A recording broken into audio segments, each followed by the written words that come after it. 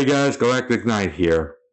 There are three categories that define media: the good, the bad, and the disappointing. And all three of these categories involve one word. And that word is called hype. Hype, according to definition, states as promote or publicize a product or idea, intensifyingly, often exaggerating its importance or benefits. That would explain so much. Lately, in my experience, I try not to be hyped for something because if the game or movie or show is panned or bad, I start to look like a fool after it comes out. Honestly, it happens more than you think. There are times when companies either overhype a product or stuff gets leaked and companies overwork employees and rush production, and you see where I'm going with this.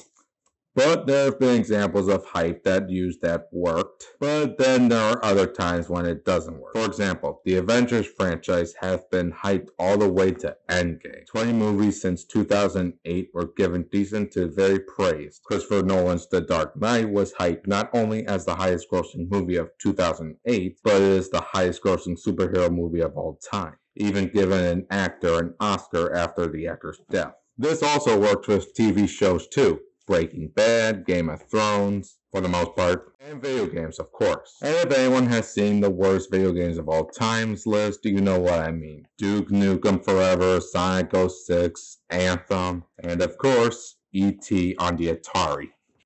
So we see how hype can be good or bad. But here's the thing with me and media. Sometimes when I get excited for something, it becomes a flop, but when I'm not excited for something, it becomes a hit. Is it me, or does that happen a lot lately? You know when you see a trailer for the first time and get excited, or read about an upcoming product from your favorite franchise or company, and you wait outside a local GameStop at 9 p.m., pick up the game you pre-owned, play for an hour of the game, and the next week you see the game you get was critically panned, and when you read the reviews, you're like, what copy did they get? And alright, I get it! Sorry, sometimes I like to go on a rant. Hype for me tends to happen from time to time, and like most people, I either get upset with the disappointment or grateful after I bought it. For example, when I saw the trailer for Mass Effect Andromeda, I was hyped. Seeing that it would be like a sci fiction western like Firefly with a little exploration, and after I played it and saw the Angry Joe review, you done fucked it up! Yeah, critics tore this game to shreds. And honestly, I would do on a review of this game later on, but wouldn't BioWare and EA put more effort into one of their biggest franchises? The same thing happened to me when I saw the trailer for Suicide Squad. The trailer looked amazing. I even bought some of the comics. The idea sounded good. So I bought my ticket to the theater, and I can't wait to show you my toys. Honestly, DC wasn't bringing out hits, and this movie was no exception. Both fans and critics were split on this movie. Then, ironically, when I don't get hyped for something, it becomes a hit. An example would be a Naughty Dog horror game called The Last of Us. I'm not a big fan of horror games, and I thought this would be bad. But then it became the game of the year to the point of overexposed annoyance. And no, I'm not salty. And I got to be honest, I never got into Iron Man when the trailer came out. Nor did I even heard of Robert Downey Jr. But I was glad I saw this movie and that it started a cinematic universe with a bunch of other Marvel characters I thought I wouldn't see in movies. Honestly, the same thing happened to me with TV shows as well. Both Green Arrow and The Flash I never got into with the comics. But after I watched both series on CW, I understood all the hype around them. Same with shows like Steven Universe, Gravity Falls, and My Little Pony Friendship as Magic, a franchise I hated as a kid. I thought I would never get into these shows, but thankfully they had clever writing, memorable characters, and beautifully animated. But thankfully this didn't just happen to me. You wouldn't go anywhere with everyone talking about how excited everyone is about No Man's Sky. You name it. Reaction videos, trailers with the most likes, and even a promotion on the Tonight Show. Yep. Where those planets were orbiting around was that sun. Okay. And we can even name that. 9! Yeah, it was crazy. After all that hype, excitement, and promotional commercials, how did the game do? This sucks more than anything that has ever sucked before. Oh yeah, it bombed. Big time. So much that the game had to be patched so many times we had to wait for the game we were promised. And I gotta be honest, I was not excited from all the trailers this came out with.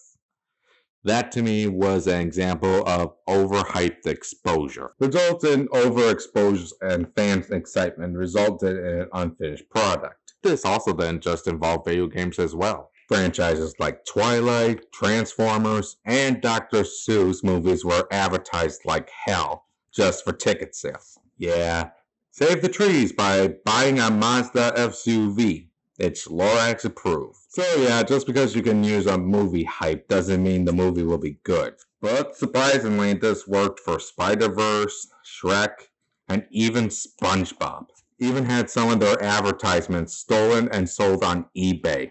Oh, that's not a joke. That actually happened. Also, even internet videos make advertises promotions of products as well. I still go online every November 7th for the next Mass Effect video, or look at upcoming trailers for movies, video games, and even shows. So people still like to watch and get excited for stuff, and companies have been putting effort into the products. Alright, most of the time. And there were examples of something not being hyped so much but became later success stories. Remember when people were against Heath Ledger as Joker? Now he is known for one of the best Jokers, even winning an Oscar after his death. An animated Jack Black movie with him as a panda that knows kung fu? That sounds like a lame idea.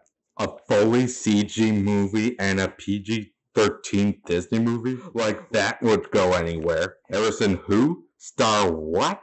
Bomb. What I am getting at is sometimes a product doesn't need hype to be a good product. It just has to be a good product. When is it a good time to get hype for something and when not to be good hype for something? Or do we even need hype to begin with? I guess it just depends on what you're looking for. We're still going to have top 10 worst, best, and even disappointing lists. And people are allowed to agree and disagree. That is the idea. Some of the best movies have terrible trailers, and a lot of disappointing games have phenomenal trailers. It is basically based on perspective point of view. Thankfully, these also didn't fool me. Sometimes when something looked bad, it looked bad.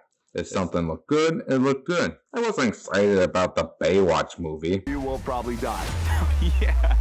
What? No. But I got excited for Red Dead Redemption 2 and had a whole lot of fun with it. You know, nothing means more to me than this game. To me, hype is just like any other marketing tool, because that's what commercials have been for years, even putting more and more effort into the commercial than the actual product. So if you're interested in something like Loki Season 2 or Assassin's Creed Mirage, go take a look to see if it was worth the hype or not.